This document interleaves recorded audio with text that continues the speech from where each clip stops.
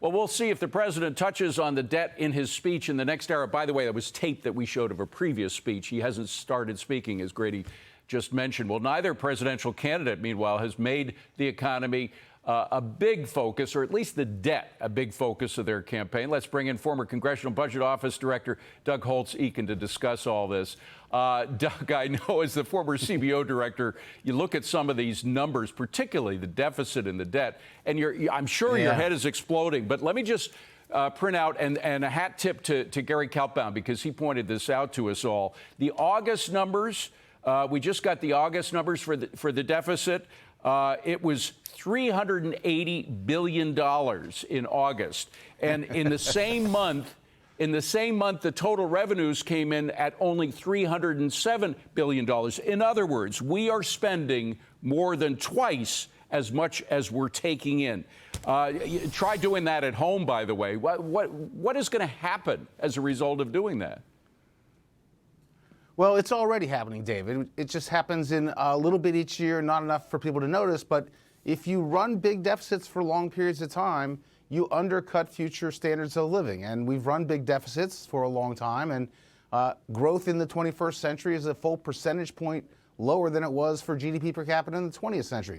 Big deficits slow the growth of the economy. They hurt the growth in the standard of living. And if you layer on top of that other bad policies, you get what we've had recently. You know, for those people who work full-time, full year, men or women, their median incomes are lower now than they were in 2020. Absolutely. And that is not that's just not okay. And you know, all of these election year payouts, I mean, that's what's causing this current rush to spend as much money as the Harris-Biden administration possibly can. But it's going to get worse. Particularly if Kamala Harris has her plans recognized. And you wrote about this, particularly in housing, this $25,000 gift. And now, I don't know if you just heard, but AOC has come out with a master plan. That is to completely socialize our housing system, or at least our rental system, to the tune of $600 billion. What is going to happen as a result of that? I mean, that is essentially socializing a good chunk of our economy. Yeah, no question about it. I wrote about this morning. If you look at the features of that plan, it doesn't do anything that we don't already have the capability of doing, except throw a pile of taxpayer money in it and a lot of federal control over local decisions. And the end result, I'll point out, is you get 1.25 million units over the next 10 years. That's not very many. They cost $480,000 each, almost $500,000 per unit. And we raised the home ownership capability by about 1/10 of a percentage point. I mean, so this is a way to spend a lot of money and accomplish very, very little.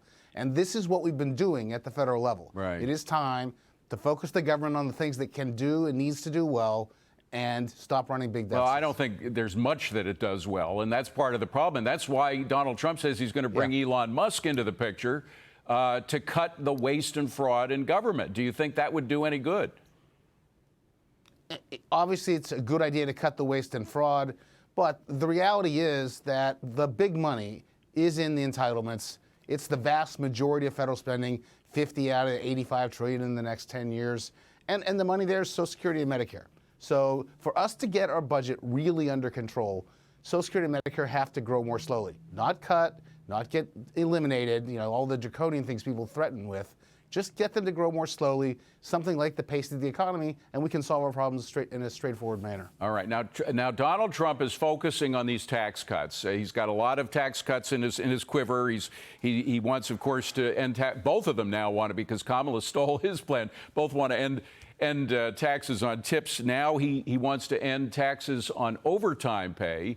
And a lot of people are scoffing, and of course you still hear the rhetoric from Kamala campaign saying that the last tax cuts actually cost $2 trillion. That is not true. We went back and looked at the 5 years after the 2017 tax cuts went in. We actually gained revenue. There was a 47% increase in those 5 years in tax revenues coming in as a result of the extra economic activity that took place. That added up to $1.58 trillion extra dollars that came in after the tax code, the Trump tax code came in. So it's not necessarily true that tax rate cuts will cost, right? So I think the key here is, first of all, I just point out that these tax cuts were so horrible that they want to hold on to the vast majority of them for people making under $400,000. So they can't have been that horrible.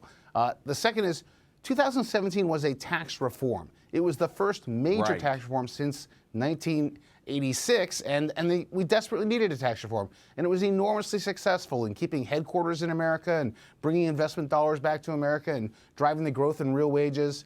And that's what we should be thinking about for next year. It's not about just having tax cuts. It's about having a pro-growth strategy. That's a great point. And given the debt problem, let's bring in the spending side and get a pro-growth strategy that solves some of our debt problems. That would be the ideal approach. Doug Holtz-Eakin. Good to see you, Doug. Thank you very much for being here. Appreciate it. Thank you, David.